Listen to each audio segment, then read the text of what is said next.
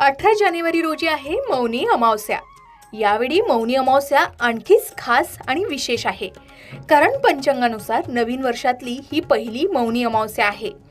पंचांगानुसार पौष महिन्यातील कृष्ण पक्षातील ही अमावस्या तिथी 17 जानेवारीच्या रात्री 12:04 सुरू होणार आहे आणि दुसऱ्या दिवशी 18 जानेवारीच्या रात्री 1:22 समाप्त होणार आहे।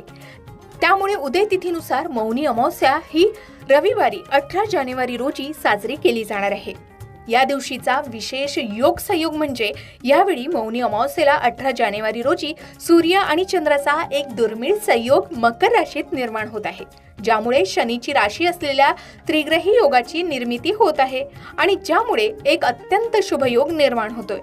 या दिवशी सूर्य आणि चंद्राचा संयोग खूप फायदेशीर मानला जातोय। या दिवशी सर्वार्थ सिद्धी योग देखील तयार होत आहे।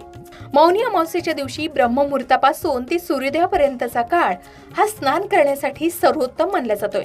त्यामुळे पहाटे 4:43 पासून ते पहाटे 5:23 हा ब्रह्ममुहूर्ताचा काळ स्नानासाठी शुभ राहणार आहे।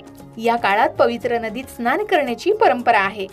जर या काळात नदीत स्नान करणं शक्य नसेल तर घरीच पाण्यात गंगाजल मिसळून स्नान करणं देखील पुण्यदायक मानलं गेलंय। या दिवशी तर्पण आणि दान केल्यानं पितरांना मोक्ष मिळतो आणि जीवनात सुख समृद्धी येते असं मानलं जातं।